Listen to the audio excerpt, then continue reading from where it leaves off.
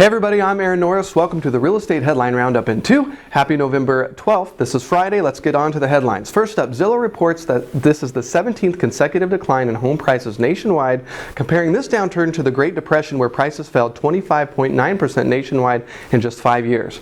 The National Association of Realtors reporting that half of major metropolitan areas had price declines in the third quarter, although Southern California major metropolitan areas posted gains, small on the coast and a little bit larger inland. Been wondering why any of these bank execs haven't gone to jail yet? Well, time could be coming soon. Former bank officials and directors from hundreds of failed banks are receiving very detailed letters from the FDIC outlining their misdeeds and breaches of fiduciary duty.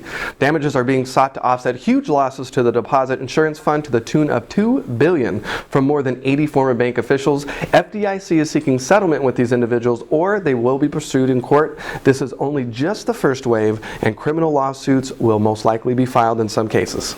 The FDIC is considering shifting the burden of protecting depositors against bank failures towards larger lenders. Fees would be based on a bank's liabilities rather than domestic deposits. This would increase assessments for banks with over $10 billion in assets. These changes are, of course, a response from the Dodd-Frank bill doing some bank regulation. Controversy remains on how these banks will react to the shifts, as the fees will most likely increase for some of the larger banks already being sued by Wall Street and consumers at the same time. They have 45 days to respond.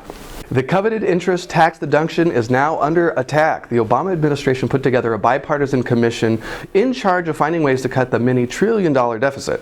One way is to exclude individuals from deducting interest payments on second residences, home equity lines, or mortgages over $500,000. Of course, the Mortgage Bankers Association and the National Association of Realtors came out right away saying this is absolutely the wrong time to be considering these kind of cuts, considering the market that we're in.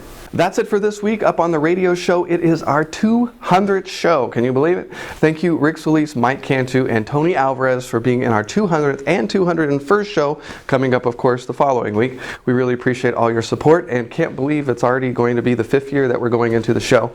Upcoming events, December 5th, we'll be at the Northern San Diego Real Estate Investors Association at their annual meeting. December 14th, we'll be at SDCIA in San Diego with Bill Tan's group. Looking forward to it as always.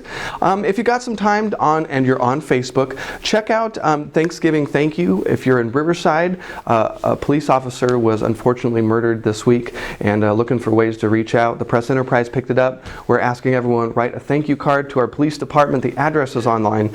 You can check it out. Just sending thank you cards. Thank you for their service. Very apropos considering this week was Veterans Week. So thank you very much. Happy Friday, and we'll see you next week.